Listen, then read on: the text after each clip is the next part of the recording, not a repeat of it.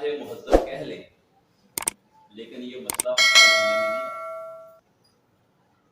آپ صدیوں سے دیکھیں تو بہت سارے ٹیبوز بنے, بہت سارے اسٹیریوٹائپ بنے, بہت سارے, اور مسئلہ صرف جینڈر بیس تو ایک اس کا سب آسپیکٹ ہے, ایک سب ٹاپک ہے.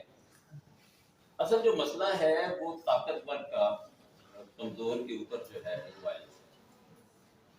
اس کی ایک مثال تو یہی ہے کہ خواتین کے خلاف وائلنس, اور پھر بچے ہیں, پھر آپ دیکھتے ہیں باس کا رویہ اپنے سبارڈینیٹ کے ساتھ کیسے ہوتا ہے, ایک ذمہ دار کا رویہ اپنے کام والے کے ساتھ کیسے ہوتا ہے, گھر میں ہماری جو خواتین ہوتی ہیں وہ اپنی کام والیوں کے ساتھ کیا سلوک کرتی ہیں. آپ معاشرے کے کسی حصے میں چلے جائیں کہ جہاں پہ طاقتور جو ہے وہ اپنی طاقت کے زوم میں وہ کمزور کے اوپر ظلم کرتا ہے. تو میں یہ کہنا چاہوں, اچھا پھر یہ مسئلہ صرف ہسٹوریکل نہیں ہے, یہ گلوبل بھی ہے.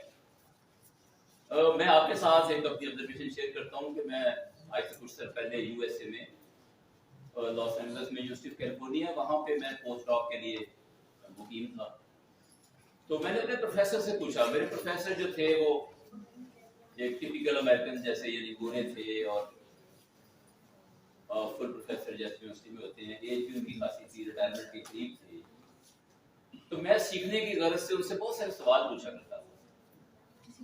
تو میں نے ان سے پوچھا کہ خواتین کے بارے میں آپ لوگوں کی کیا رائے ہوتی ہے. تو انہوں نے مجھے وہی جواب دیا جو عام طور پر پڑھے لکھے لوگ دیتے ہیں کہ آپ ہمارا کانسٹیٹیوشن دیکھیں, اس کی فرسٹ امینڈمنٹ دیکھیں, there will be no discrimination based on gender, color, everything. میں نے کہا جی مجھے آپ کو نہ دکھائیں, وہ میں نے پڑھا ہے, فرسٹ امینڈمنٹ میں نے پڑھی ہے, مجھے بتائیں سوسائٹی میں محسوس کیسے کیا جاتا ہے, ایکچولی کیا ہے.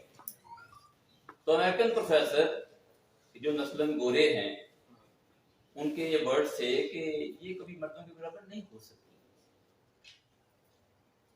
اور ورڈز کچھ ایسے تھے کہ انہوں کا کوئی حال نہیں, انہوں کا کوئی حال نہیں. الٹا انہوں نے مجھے امبیرس کر دیا کہ تم سمجھتے ہو یہ مردوں کے برابر ہو سکتا. تو بات یہ ہے کہ یہ گلوبل ایشو ہے کسی بھی سوسائٹی میں. ابھی ڈاکٹر شاہد نے بات کی ہے کہ جو انڈیکسز بنتے ہیں نا, چونکہ ڈیٹا اویلیبل نہیں ہے تو انڈیکسز پر شک کرنے کی کافی گنجائش ہے. اور یہ جو انڈیکسز ہوتے ہیں کون سا ملک اوپر ہے کون سا نیچے ہے, یہ کافی حد تک پولیٹیکل بھی ہوتے ہیں, اس کا اپنا ایک ایجنڈا ہوتا ہے. ہم شک کر سکتے ہیں انڈیکسز کے اوپر, ہو سکتا ہے ہم سیکنڈ ورسٹ ہوں, ہو سکتا ہے ہم اس سے بھی نیچے ہوں, ہو سکتا ہے اس سے بہتر ہوں. یعنی ویسٹ سے ہمیں بہت ساری مثالیں ملتی ہیں کہ کمزور کے اوپر جو ہے. اچھا ایک اور مثال میں نے اپنے پروفیسر سے ڈسکس کی, میں نے کہا میں نے یہ کہیں پڑھا ہے کہ امریکہ میں فیمیل کی جو سیلری ہوتی ہے وہ کم ہوتی ہے, کہتے ہیں ہوتی ہے. اور اس میٹنگ میں پروفیسر کی بیگم بھی موجود تھی, دونوں کے ساتھ میں نے یہ ایشو ڈسکس کیا. میں نے کہا وجہ کیا ہے, تو انہوں نے وجہ وہی جو ایک روایتی ہوتی ہے کہ بریڈ اینڈ بٹر کا ذمہ دار مرد ہوتا ہے, تو خواتین کی سیلری جو ہے ہماری پوری سوسائٹی میں کم ہے. تو میں نے کہا ویسے ہمارے ہاں جو خواتین جاب کرتی ہیں ان کی سیلری تو ہم جیسے پبلک سیکٹر کے لوگ ہیں تو ایک ہی اسکیل ہوتا ہے ہمارا. میں اگر لیکچرر تھا 17 اسکیل کا تو میرے ساتھ جو خاتون لیکچرر تھی وہ بھی 17 اسکیل کی تھی اور سیلری ہماری برابر تھی. تو بات یہ ہے کہ کچھ اونچ نیچ کے ساتھ یہ گلوبل ایشو ہے. اب اس ایشو کو ایڈریس کیسے کرنا ہے, تو قانون سازی جو ہے وہ ایک حل ہے. اور میرا خیال ہے آج ہمارا اس پر اتفاق ہے کہ خالی قانون سازی سے یہ مسئلہ حل ہونے والا نہیں ہے. اس کے لیے انسانوں کے ذہن کو چینج کرنا ہوگا. اچھا آپ جتنے بچے یہاں بیٹھے ہیں نا, آپ کے جو والدین ہیں نا وہ آلموسٹ میری ایج کے ہیں. آپ میں سے کتنے بچے یہ ہاتھ کھڑا کریں گے یہ بتانے کے لیے کہ جب گھر میں بیٹی پیدا ہوئی تو انہوں نے مٹھائی بانٹی؟ ہاتھ کھڑا کر. اور مجال ہے اس کے پاس وغیرہ بولی ہو.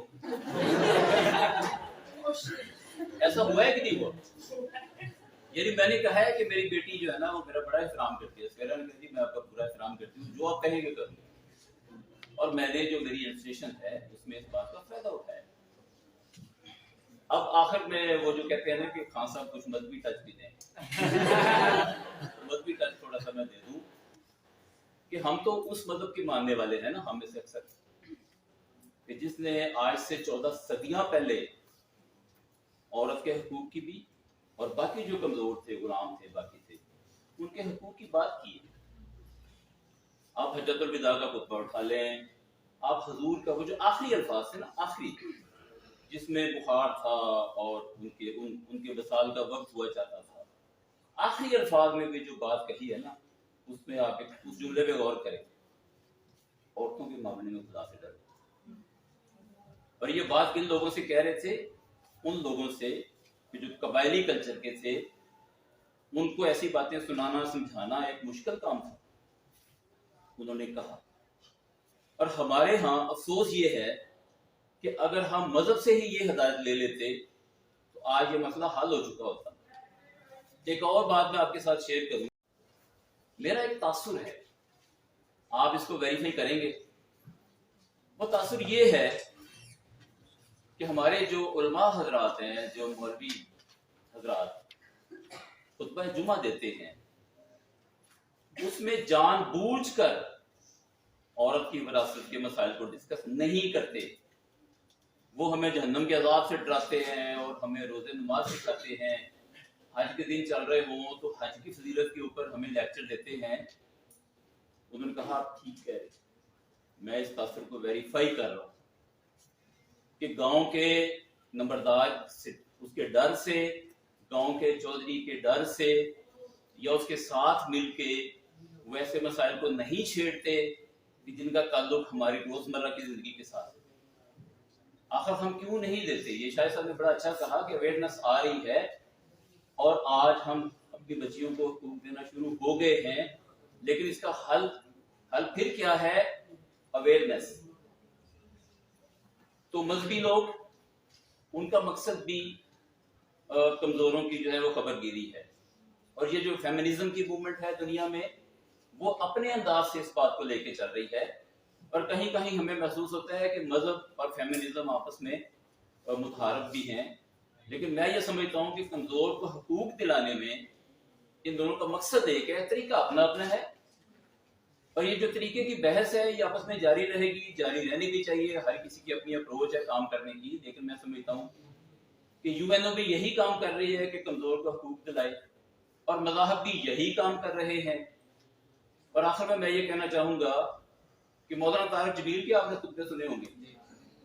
وہ کیسے, یعنی اس حد تک وہ جب باتیں کرتے ہیں کہ ایسے لگتا ہے جیسے ہماری وہ اپنے پنجابی زبان میں کہ عورتوں کے بس تھلے لگ جاؤ.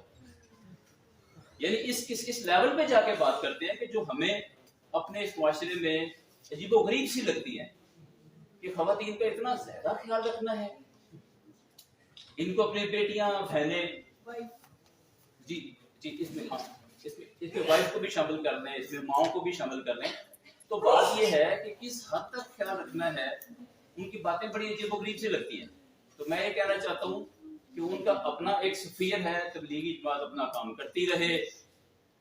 ہمارا آپ کا, ہم لوگ یہاں یعنی اس جگہ کھڑے ہیں, آپ لوگ یہاں سے ٹرینڈ ہو کے میڈیا میں جانے والے ہیں.